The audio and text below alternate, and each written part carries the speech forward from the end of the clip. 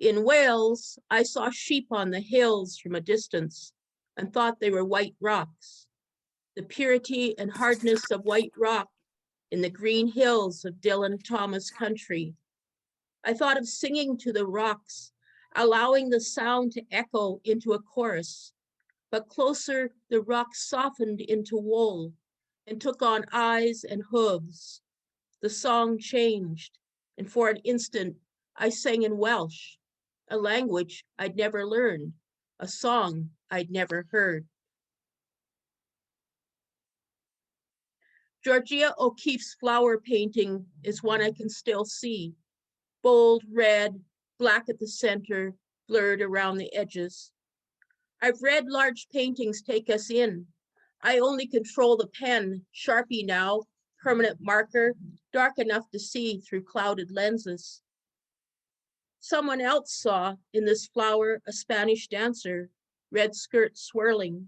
I see red tissue paper. What occasion was it? What was I wrapping? This red tissue paper on a clean silk cloth on a gleaming page, vastness of snow in winter, redness of sunset on long summer days when I fish beside Allie, blood when he helped me jerk the hook out of the fish's mouth, the pickerel fighting in his hand, the red gash when the gills cut through skin, Allie twisting his hand in pain like the Spanish dancer swirling, hot cut hand wrapped in soft cloth, the evening turning darker, the open book, Georgia O'Keeffe's flower, voluminous. Friends sit by friends and the tablets appear. The words fly fast. Take my racing pulse, bird flight, night storm. Put 2 fingers gently on my wrist. Gently, gently. You are a young doctor. This is an old wrist. Write your diagnosis in the air or on your laptop. Eventually it will disappear. All rushing is moving towards something, missing something. I'm missing a lot. This summer, I was moving too fast to throw coins into outstretched hands. When my fist opened, silver flashed like fireworks in the air. In a foreign city last fall, my coins flew past the wishing well into an empty park. The blue line on the wrist bulges. This country is changing fast. You can't track the pulse.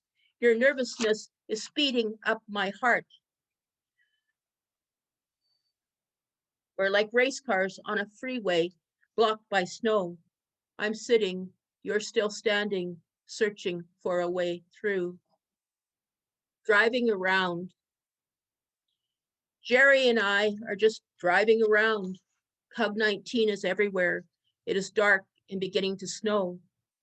I tell Jerry I've been looking at a painting of a young girl eating a bird. He laughs. The bird still has all its feathers. It's a large bird. She has it up to her mouth. How do I know she's eating it, not kissing or sniffing it? Because it's in the title, because blood splashes down her face and her lace collar onto her long dark robe.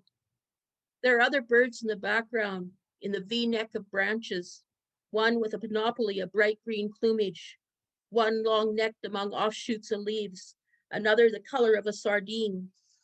They're looking away because they don't care if a girl eats or kisses or sniffs a bird. And just as I'm telling this, we drive past the sculpture of the 4 bronze geese in mid-flight, fettered by cables to a sandstone rock. It's dark and snowing hard. I can't tell if the geese are still there. Are they? No, they broke loose and flew elsewhere. But yes, they're there. Then we're silent and just driving around. Jerry thinking about a young girl eating a bird. I about bronze geese tethered to a sandstone rock. Cub 19 is everywhere. It is dark and it is snowing. There is no traffic. Tonight, Walt Whitman and Margaret Atwood sitting on a bench in front of the Bay Store swapping lines. These stars are romantic, but I'm cold. Could I trade you a long line for a wool bay blanket? She wanted to know precisely what line. He peered myopically at an open book under a streetlight. He offered the sixth line from Leaves of Grass. She held out for the whole first stanza. For that, he asked for 2 pages of survival, and in case one of his lines broke, she asked for another. He offered one from the final section, like a stranger desperate for company offers his last cigarette. Atwood offered the title poem from the Journals of Susanna Moodie, but reminded him she charged access copyright if anyone used it for more than a brief review. Whitman said, "Don't do reviews, but I'll promise to read it to the sick. And it better be from something else," she said. "Maybe from You Are Happy." Her voice seemed a long way away. She looked at him like a tourist looking at a glacier. She squinted at his beard like a forester looking at a fir tree in winter. She examined his hands like a physician checking for symptoms.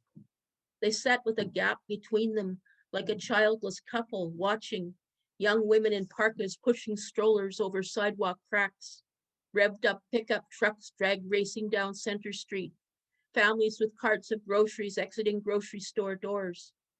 "Given that I'm Margaret Atwood," she said, "could I just trade, excuse me, could I just trade book for book?"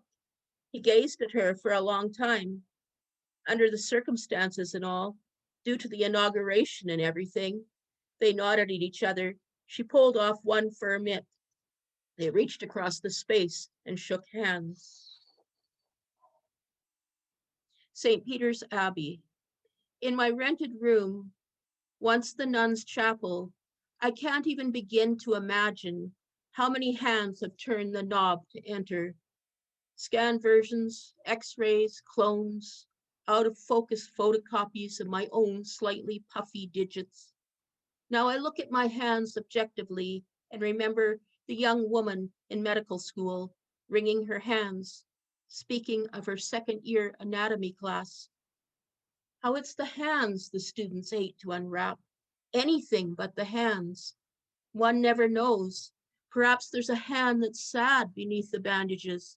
Perhaps there's a hand without fingers, or a hand that is mummified into a fist with just enough energy left to deliver one last blow. Or what if there's a hand that reaches back into time before time and pulls us forward, demanding one last kiss?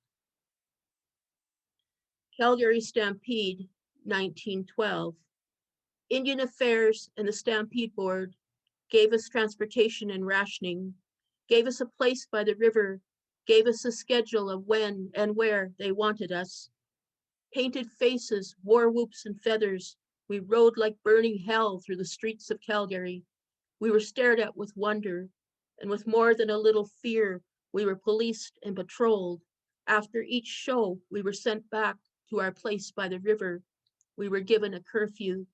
Nights after the fire had been dampened and the last human shadows had disappeared into teepees, the river carried the echo of our voices away from the city. What kind of life was that? Jimmy at St. Paul's Mission School, bent like a question mark in his desk, writing, "I must not speak Blackfoot. I must not speak Blackfoot," every time his tongue slipped.